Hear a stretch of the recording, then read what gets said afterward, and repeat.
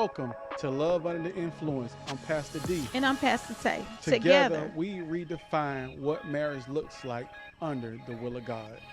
What's up? What's up? What's up? It's Pastor D. And I'm Pastor Taye. On today's episode of Love Under the Influence, we're going to be discussing do not tell people business about your spouse. Listen, it's very important that your spouse can trust you, especially when it comes to sensitive information. A lot of times, your spouse may vent to you, and sometimes immaturity will cause you to blurt out what has been said or spoken in the midst of an argument, Right. and you use that against them. You want to make sure that as you grow in your marriage, you treat your spouse the way that you want to be treated. Yes, because oftentimes within the marriage, you might have a disagreement or you might have an argument, and then you call and tell your cousin, your brother, your mom, your dad what went on in your house. So now it's Thanksgiving. Y'all at the family function, the family picnic, everybody looking at your husband or your wife, rolling their eyes, don't want to pass them the potato salad, don't want to give them the macaroni and cheese because you vented to them. You Yeah. forgave your husband, you forgave your spouse, but your mom didn't forgive him or your dad didn't forgive him. That's why you got to make sure don't allow a temporary emotion to linger. Yeah. Don't allow a temporary feeling to Yeah. linger. So if you and your spouse have an argument, what's going to happen in the marriage? No marriage is immune to arguments. Right. So make sure you keep whatever goes on in your marriage within your marriage. Now it's a different if your husband beating on you or if you they cheating on you. That's a different. Then you want to Right. share sensitive Share that sensitive information information with the police. with the police and Yeah. with your loved ones. But if you're just having a argument or a disagreement, that don't give you grounds to call and tell your family members everything you go through. Right. And you forgave your husband or you forgave your wife, but your family members didn't. I think that you have to be careful who you vent to. Right. Because a lot of times in the midst of your growth, you could look like you wasn't supposed to be married. Right. Like, look at where we come from. In the beginning of our marriage was very toxic. Right. And every person that rooted against it, honestly, was well within their rights. Right. Because they were looking at what it appeared to be. But there's something powerful that happens when you recognize the imperfections and the flaws and the problems and the issues that you bring to the table. Right. As a married woman, as a married man, then you begin to adjust and fix yourself. And that is what can change a marriage from being toxic to positive. Right. But in between those moments, you got to vent to somebody that you can trust. Exactly. You got to vent to somebody that's not going to always take your side. You got to vent to somebody that's going to say, hey, you were wrong in this. Well, or a person that you can trust with that sensitive information, a person that will not really need all the details. Right. You don't want somebody that needs all the details of your marriage to give you advice. A lot of times people say, well, how can we pray if we don't know what to pray about? Listen, all you need is to be in agreement. God already knows the issues. He already knows what's going on. He already knows the problems. So you don't need details of my marriage or about my marriage to pray for me. Right. And that's correct because, oftentimes the marriage, you had an argument or you had a disagreement. Both of you guys, y'all moved on from Right. that disagreement. Y'all moved on from that argument. Now y'all in a good space. Now y'all got a rhythm. And now your sister or your cousin, they're saying, but you said he did that. Yeah. Or you said she did that. Yeah. But that was just a moment. And Yeah. sometimes people make a permanent decision Off a temporary emotion. temporary emotion Yeah. or off a moment. So Yeah. you got to make sure you be careful of who you vent to Right. or who you tell your business to, because if you're telling your business to somebody that's not on the same level as you, if you venting to somebody that's not mature as you or don't have the same type of understanding that you have, they're going to look at that situation like, I told you she wasn't Yeah. for you, or I Yeah. told you he wasn't for you. No, we just had a disagreement. How Yeah. many times you may have a disagreement with your friend? Yeah. That doesn't mean they're not your friend. You may have a disagreement with your boss or how they do things at the job. It doesn't mean that job is not Yeah. for you. It just means y'all had a temporary disagreement. Y'all had a moment where y'all didn't see eye to eye Right. and y'all just had an argument. It doesn't mean it's the end of the world. But sometimes you have those people that's looking for you to fail. Right. You have those people that's looking for your marriage to crumble because their marriage may not be in a good state or because they're on their third or fourth marriage. So they're Right. looking for you to be in the same boat as them. They looking for you to be in the same predicament as them. No, I just had a disagreement with my wife. It doesn't mean we're Right. headed for the divorce court. I just had a disagreement with my husband. It doesn't mean we're headed for divorce court because we had a disagreement. So be Right. careful who you vent to and who you share sensitive information with. And one thing about it, I believe that when you are in a place where you want to vent about your spouse, sometimes you just have to vent to your spouse Right. about your spouse. Right. Sometimes you got to ask God to, like, in the heat of the moment, your spouse probably can't hear you because everybody yelling. Right. Or, you know what I'm saying? But email, text,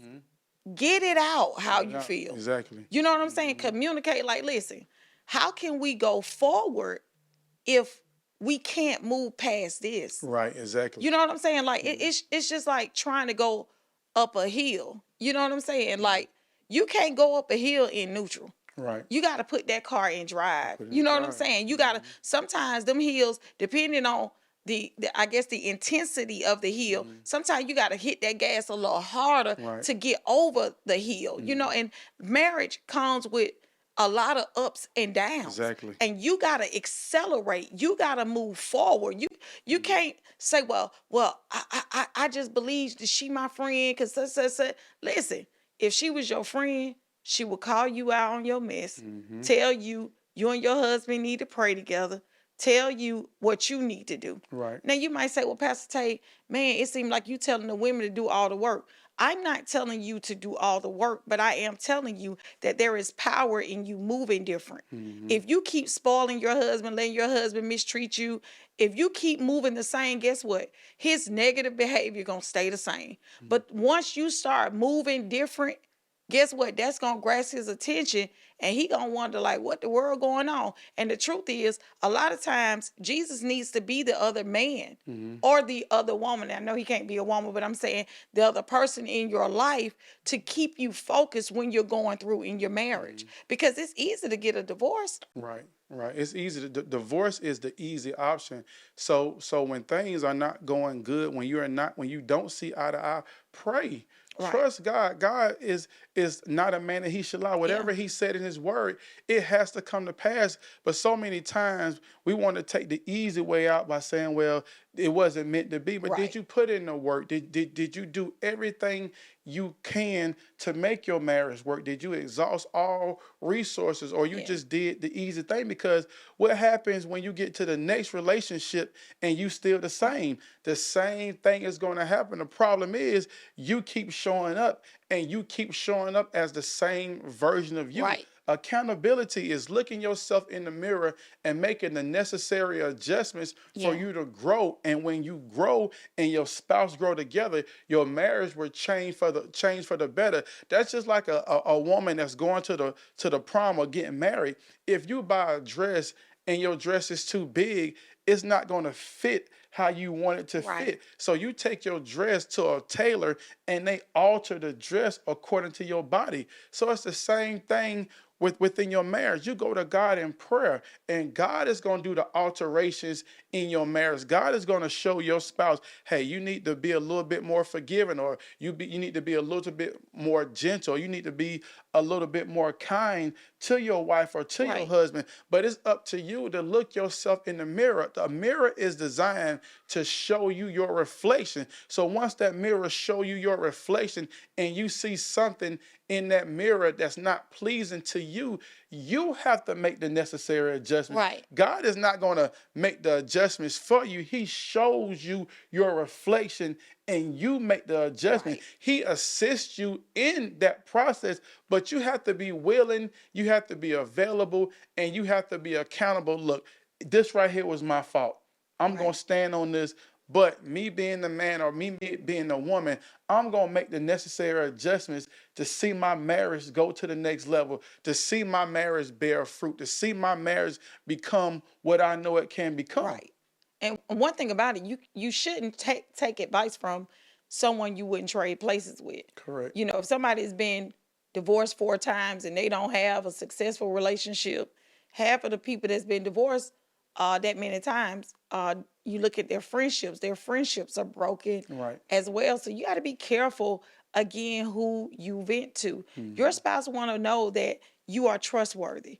You know, if I trust you with this information, will you use this information against me? Against me, yeah, and that, You and that know? and that's something that's big too, because you don't want to, you and your spouse, y'all out with mutual friends, and then one of the friends bring up something that you told them that about your spouse that was sensitive to your spouse. So Right. your spouse want to know that they could trust you with sensitive information, Yeah. because you don't want your spouse not to trust you, and now they don't communicate with you Right. when it comes to the kids, or they don't communicate with you when it comes to business or finances. Or they put up a barrier. Mm-hmm. You know, trust is a privilege. Right. You know, and once that trust is revoked, you have to earn that trust. Right. Correct. So depending on the magnitude of what they told you, it could have hurt them, it could have embarrassed them, it could have caused a lot of trauma there. Right. Because if to me, I look to you as my safe place and my safe space. Mm-hmm. So I couldn't imagine you using something that I've shared, because I've shared so much with you. Right. Because I trust you with my life. I trust you with my life. Right. You know what I mean? So when you trust your spouse with your life, it doesn't mean that your spouse is not going to disappoint you in certain areas. Right. It doesn't mean that your spouse may not fail in certain areas. But what it does mean in this area, oh, I know you got my back. Right. Right. And You know what I mean? And that trust is so It's important, because important. could you imagine the level of hurt when, if your spouse shares sensitive information with you, only for you to use that against them, to Yeah. use that to harm them, to use that when you have a disagreement or you have an argument, you use their weakness to like Right. your advantage, to pile on what they're already going through. Right. So your spouse have to know that they could trust you when it comes to sensitive stuff. So when your spouse tell you something that's sensitive, go to God in prayer. Right. God, how do I handle this? My spouse is hurting in this area. My spouse is battling this. What can I do to eliminate that weakness? Right. Not to enhance it, not to make them feel worse than what they already feel. You have to be your spouse protector. You got to make sure that you eliminate their weakness. You eliminate Right. their flaws, not add on it, not make them feel worse than what they already feel. So if your spouse shares sensitive information with you, make sure you hold that. Make Yeah. sure you go to God in prayer. Make sure Yeah. your spouse can trust you in all areas and all aspects of their life. Listen, the most important thing in a marriage is communication. Communication. A lot of people say love is the most important thing. Yes, but without communication, your love life will be hindered. Right. Without communication, it will be impossible for your love to grow. You know, it will stunt the growth. Lack of communication stunts the growth of the marriage. Right. So you want to make sure that no matter how difficult it may be, you have a line of communication, whether it's send them an email, write them a letter, send them a text message. And you can't be so stubborn that you won't even open it up and read it. Right. You know what I'm saying? You can't be so caught up, because a lot of times when we bow down to I guess when we bow down not to just our spouse, but when we bow down to the idea of I want to stay married. Right. You know what I'm saying? I don't want to get a divorce. That means my ego has to bow down. Pride has to bow down. Me being right no longer matters, because I want to do what makes us right. And Right. if we're right for each other, I just want to be right for each other. Right. And If that makes sense. And that makes perfect sense, because so many times in marriage, couples focus on who's right all the time instead of being right for each other all the Yeah. time. The main focus in the marriage, when you have a disagreement or when you have an argument, you shouldn't focus on, I told you I was right. If Right. your husband say they want to go start a business and the business didn't do good, I told you I was Yeah. right. No, don't focus on who's right all the time. Focus on being right for each other all the time. When you focus on being right for each other all the time, it doesn't matter who's right. Yeah. That doesn't even matter because the ultimate goal of being married is to have a fruitful marriage, to grow happy together, Right. to grow older together, to build an empire And together, to be an and to example be an for example. your children, Right, because the truth is, your children, they usually mimic what they see, not what they're taught. right, So you want to make sure that they know how to handle adversity. You want to make sure that they know how to treat their children. You know, right, one of the things that I'm working on even now as I grow, how I communicate, how I respond. You know what I'm saying? Those are things that are very, very important, especially when it comes to your marriage. right. Who are you venting to? Do they qualify? Are they giving you godly advice? Are they holding you accountable? Are they calling you out when you're wrong, or are they just sitting back allowing you Right. to be misled or allowing you to be in error? Listen, we know for ourselves when we're wrong. Right. And that was powerful what you just said. Do they qualify? Because if you wouldn't go pay your hard-earned money to somebody that didn't qualify. Right. So you telling sensitive information about your spouse to somebody who doesn't qualify. Yeah. And you got to be careful because you got some people that have an itchy ear for mess. They don't want to hear nothing positive. They Yeah. only want to hear negative stuff so they can go tell the next person, I told you they wasn't who they say they are. I told you they wasn't happy. I told you their marriage wasn't what they portrayed to be. And it usually be the people, excuse me for cutting you off, baby. It's usually the people that is closest to you that want to see your marriage fail. Right. It is, and we know this by experience. It's usually the people that are closest to you that are looking for that divorce uh, status, to go from married to divorce. Right. They're looking for you to bash your spouse on social media. They are looking for that stuff. Why? Because something in them thrives off of gossip, negativity, seeing somebody else hurt because they are in a bad place. Right. To me, I don't want to see nobody fail. I don't want to see nobody in a ditch. I don't want to see nobody hurting. That's just, to me, you got to be a sick individual to I'll share this. I remember not too long ago, some family members that we really, don't really talk to or engage with anymore. We heard about them getting a divorce, and it made me cry. It made me cry. One, I was devastated. I was hurt, and I just prayed, but it made me cry because who gets happy off of somebody else's bad news? Right. You got to be a sick individual. You got to check yourself if you're happy that somebody died or happy that somebody failed, because getting a divorce is like a funeral. I Right. know for me, I can't imagine my life without you. Right. So it would be, I don't even know how I would function. And I had to get to that point. And that's what made me a better wife. Not that I was fearful that you was going to run out and cheat and all this, but I had to become better. If that makes sense. Every I guess I had to evolve. I had to get into a place where the word of God was my foundation. And I had to become better for me so that I could be better for you. Right.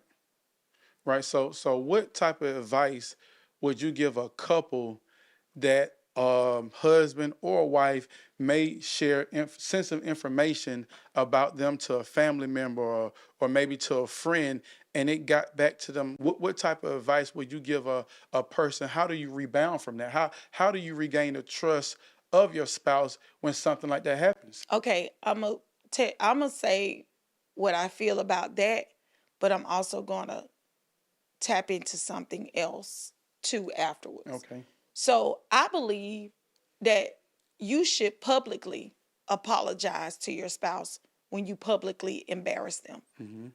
I believe that you should work on gaining that trust. Correct. And one of the things that I believe that will gain that trust is the open apology. Mm-hmm.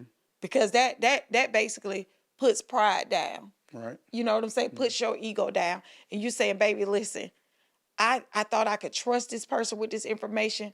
I didn't share this to embarrass you. Mm-hmm. I shared this because I thought this person would pray for us and so on. Mm-hmm. Now, I want to talk about this. Do not be deceived by people that see what you lack in your marriage, that come in and try to, I guess, compensate for Mm-hmm. where your spouse, your husband, or your wife. I'm talking about all this. Oh, this my work babe, Mm-hmm. work husband, work spouse. You better be careful, Right. because they will use the information that you used and you vented to screw you, Right. to get you right in the bed, to get you right out of your marriage, to get you right off track. And they will use what you, sometimes you have to remain silent. Mm-hmm. And you got to be Yeah. careful of the people. If you know a person is attracted to you, why are you venting to them? And you know what? That goes to, you have to be careful what you post, Yeah. because you could be posting everything your husband is not, or everything your wife is not, everything they don't do, everything that they lacking. So it's easy for someone to come in and fill those voids because Yeah. you told them.